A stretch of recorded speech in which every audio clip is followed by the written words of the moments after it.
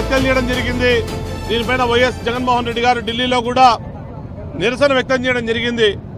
దాదాపు కూటమి ప్రభుత్వం వచ్చి 2 సంవత్సరాలు అవుతున్నా ఇంకా కూడా ఈ పద్ధతులు రెడ్ బుక్ రాజ్యాంగం పద్ధతులు మార్చుకోకుండా వైఎస్ఆర్ కాంగ్రెస్ పార్టీ హిందూపురం ఆఫీస్పై దుండగులు దాడి చేసి దారుణంగా పగలగొడితే ప్రభుత్వం ఇంతటి వరకు కూడా నైతిక బాధ్యత వహించడం లేదు।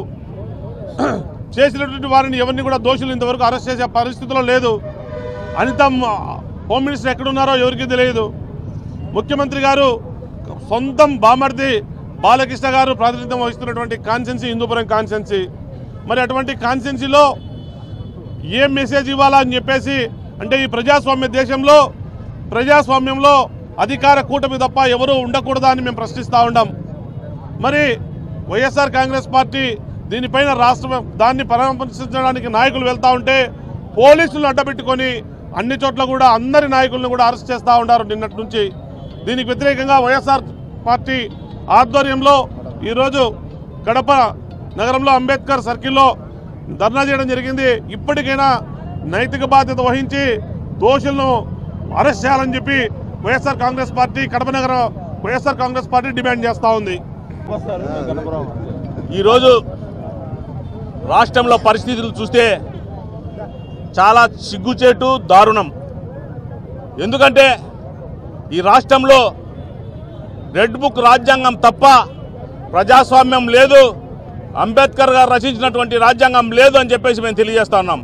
ఎందుకంటే ఎవరు ఎక్కడ ఎవరిని మాట్లాడనీయకుండా ఎవరు మాట్లాడినా కూడా బ్రిటిష్ పాలనలాగా అణిచివేసే ధోరణి, మాటలు వినకుంటే అరెస్టులు చేసి అదేవిధంగా తెలుగుదేశం పార్టీ సంబంధించినటువంటి వాళ్ళు మరీ వైఎస్ఆర్ కాంగ్రెస్ పార్టీ వాళ్ళను హత్యలు చేస్తూ ఈరోజు పోతా ఉన్నారు। దాంట్లో భాగంగానే హిందూపురంలో వైఎస్ఆర్ కాంగ్రెస్ పార్టీని పగలగొట్టడం చాలా దారుణం। ఎందుకంటే నిజంగా మీ చేతనైతే అడిగిన ప్రశ్నలకు మీరు సమాధానం చెప్పండి। మీ చేతగాక మీకు ప్రభుత్వం ఉంది కదా, మీకు అధికారం ఉంది కదా, పోలీసులు అండదండ ఉండారు కదా అని చెప్పేసి ఈరోజు వైఎస్ఆర్ కాంగ్రెస్ పార్టీ పగలగొట్టడం జరిగింది। నిజంగా దీనికి బాలకృష్ణ గారు వెంటనే క్షమాపణ చెప్పాలి, లేదంటే వెంటనే ఆయన రాజీనామా చేయాలని మేము డిమాండ్ చేస్తూ ఉన్నాం।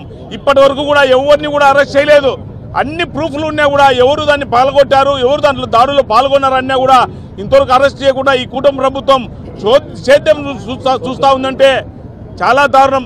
మేమైతే దీన్ని తీవ్రంగా ఖండిస్తూ ఉన్నాం। ఎప్పుడు ఇదే పరిస్థితి ఉండదు। రాబోయే రోజుల్లో వైఎస్ఆర్ కాంగ్రెస్ పార్టీ అధికారంలోకి రావడం తథ్యం।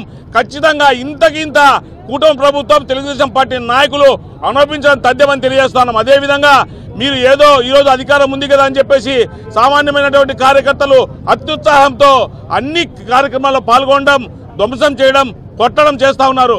రేపటి రోజున సమాధానం చెప్పాల్సింది మీరే, లోకల్లో ఉండాల్సింది మీరే। ప్రతి ఒక్కరు కూడా ఇది గుర్తుంచుకొని ఖచ్చితంగా మీరు గుర్తెరిగి మీరు ఉండాలని చెప్పేసి మేము తెలియజేస్తా ఉన్నాం। అదేవిధంగా అధికారులకు కూడా మేము తెలియజేస్తున్నాం, మీరు ఖచ్చితంగా మీరు న్యాయం ఎటువైపు ఉంటే అటు చేయండి, అంతేగాని అధికారులకు తొత్తులుగా మారి ఈరోజు అధికార పార్టీ వైపు అధికారులు చేస్తే ఖచ్చితంగా రాబోయే రోజుల్లో ఖచ్చితంగా మూల్యం చెల్లించుకోవాల్సి ఉందని చెప్పేసి మేము తెలియజేస్తా ఉన్నాం।